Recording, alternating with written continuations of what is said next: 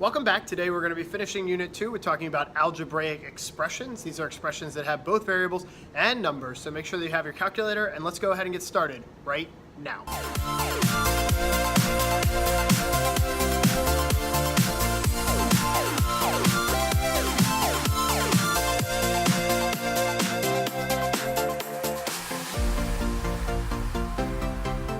Welcome back. Today we're going to be finishing Unit 2 of expressions by finishing up with simplifying algebraic expressions. So let's go ahead and get to it right now.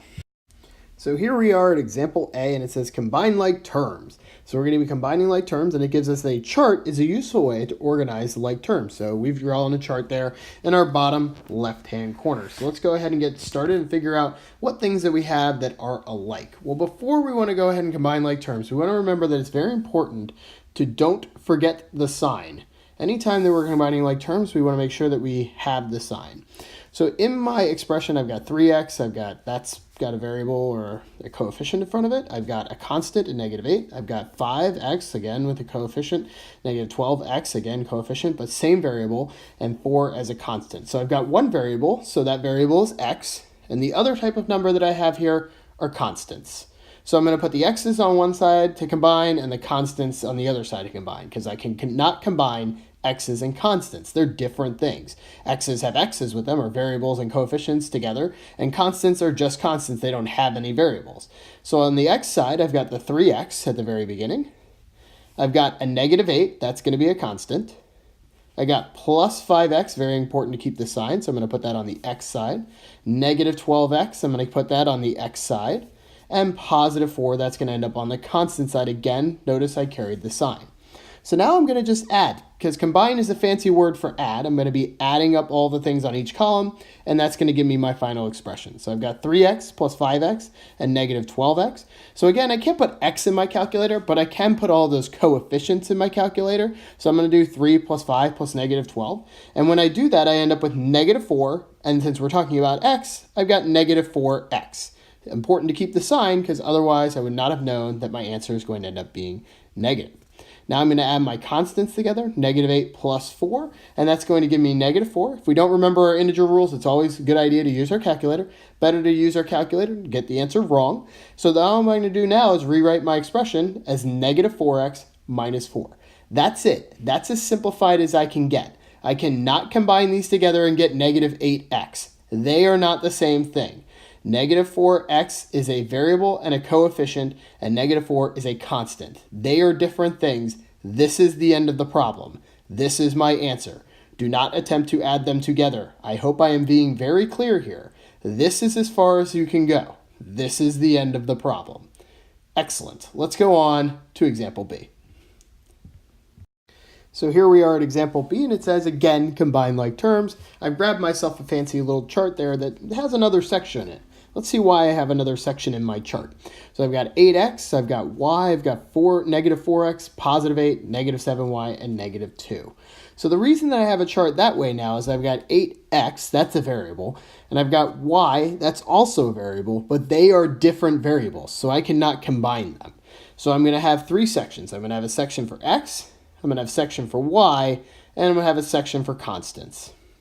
So let's go through our expression now and figure out where everything belongs. So 8x is going to be in the 8x column. Plus y is going to be plus y in the y column. -4x is going to end up in the x column. +8 is a constant. -7y in the y column. Again with the negative, don't forget the signs. And -2 again in the constant section. So now I'm going to be combining. Again, combining is a fancy term for adding. So I'm going to add, and I can use my calculator if I don't know my integer rules. 8x minus 4x is going to be +4x. Y plus -7y is going to be -6y. And +8 minus 2 is going to be +6. So again, I'm going to rewrite my expression as -4x. Oh, +4x in this particular case. Let's fix that. +4x minus 6y plus 6. Now, does it matter what order I write them in? It does. I'm going to be writing them in alphabetical order. This is called standard form. You're going to need to know it for this year as well as years going forward. So x comes before y in the alphabet, so x gets to go first here. So 4x minus 6y plus 6. Now let's have you try some practice problems on your own. So here we are at practice problem number 1. It says combine like terms and the expressions given to you. I want you to do this one on your own. Pause the video now, do the best that you can, then press play again to see if you are right.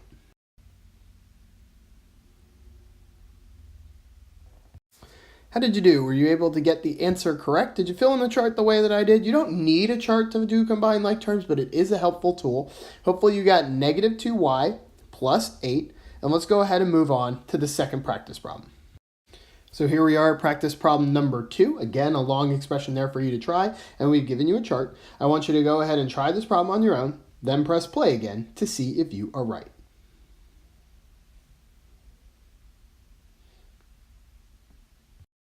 How did you do? Were you able to get the answer that we got, negative 10x minus 2y plus 8?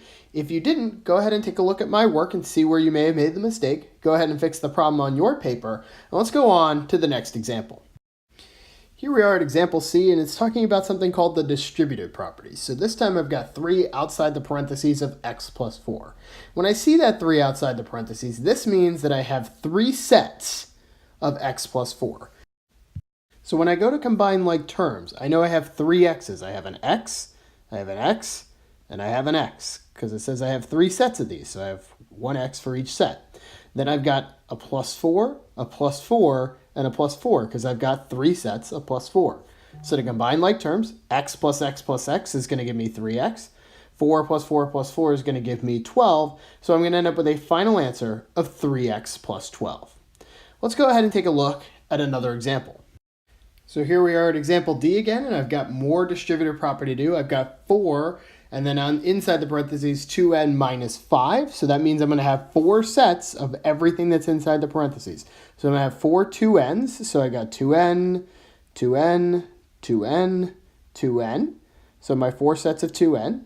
Then I've got 4 sets of negative 5. So I've got negative 5, negative 5, negative 5, and negative 5. So now I can combine my like terms. 2 plus 2 plus 2 plus 2 is going to give me 8n. And then I end up with negative 5, negative 5, negative 5, negative 5 is going to give me negative 20. So my final answer is 8n minus 20. So let's move on to another example. So here we are at example E, and again, we've got my distributive property, and I've got 12 on the outside, and in parentheses, 5n minus 8. Wait, I've got 12 sets of 5n and minus 8. There's got to be a more efficient way to do this, and there is. And that more efficient way to do it is multiplication. So multiplication is the way that's going to be much more efficient. So I'm going to be just multiplying my 12 to the number inside the parentheses. So I'm going to do 12 times 5n and 12 times negative 8. And when I do that, 12 times 5 is going to give me 60n, and 12 times negative 8 is going to give me negative 96. That's a much more efficient way than writing out 5n, 5n, 5n, 5n 12 times, and negative 8, negative 8, negative 8 12 times, and adding them together. So multiplication is going to be the much more efficient way to do distributive property. So let's go ahead and have you try a couple on your own. So here we've got a couple practice problems for you, number 3 and 4. I want you to try these problems on your own. Remember the more efficient way. Of course, you can write them out as sets if you'd like, but there is a more efficient way to do this. And careful when you're multiplying your signs. Use your calculator if you want. You don't have to have your integer rules memorized, but you can use that calculator. You should always use your math tools. So try these 2 problems on your own, then press play again to see if you are right. How did you do? Did you get both answers correct? Notice that when you multiplied the negative 7 and the negative 3, you ended up with a positive number. Same thing, negative 7, negative 8 gave you a positive number. So you have to make sure that you're including that sign when you're multiplying things together. So make sure your answers look like mine. If they don't, you want to go ahead and correct both of those now. But if you have, let's go on to the next example. So here in example F, things really start to get real. I've got 4 outside the parentheses, x minus 3, and I've got a 5x, and I've got a 9. I'm going to have to combine like terms and use the distributive property, because I need both in order to simplify this expression. So when I have both, I want to remember the steps. I'm first going to start with the distributive property, or distribute, and then I'm going to combine like terms, or CLT. So since I've got distributive property first, I'm going to go ahead and do that as my first step. I'm going to distribute my 4 to my x and my 4 to my -3. Before I combine like terms, I'm going to use the distributive property on anything that can be distributed.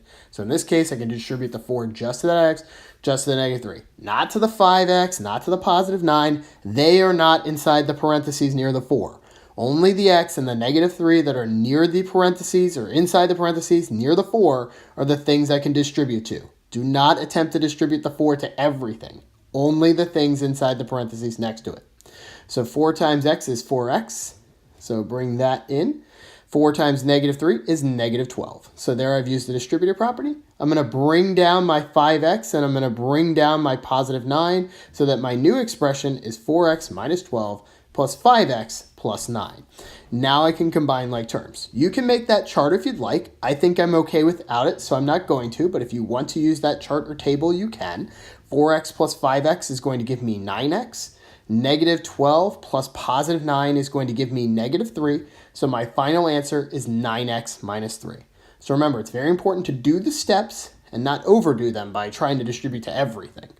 Let's go on to another example. So here in example K, I've got -2 inside the parentheses and then 3n plus 5 plus 4 inside the parentheses, 7 plus n. So here I've got two sets of parentheses.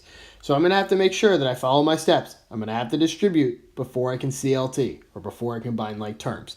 So I'm going to start by distributing the -2 to the 3n and the -2 to the 5. And then I'm going to distribute the 4 to the 7 and the 4 to the n before I combine like terms.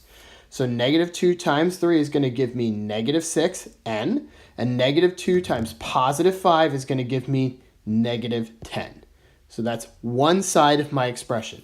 Now I'm going to distribute on the opposite side of the expression. 4 times 7 is +28, and +4 times +1n is 4n.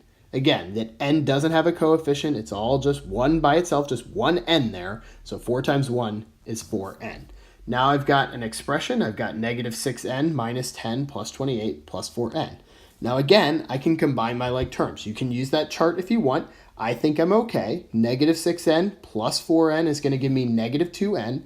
-10 plus 28 is going to give me +18. So -2n plus 18 is my final answer. Now let's have you try a couple on your own.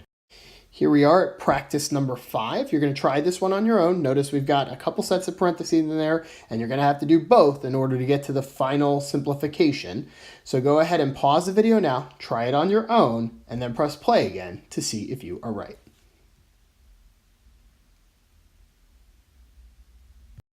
How did you do? Did you get the final answer that we did? Hopefully you did. If not, go ahead and take a look at the work that we did in order to figure out where you may have made your mistake. But if your answer is correct, let's go on to the next practice problem.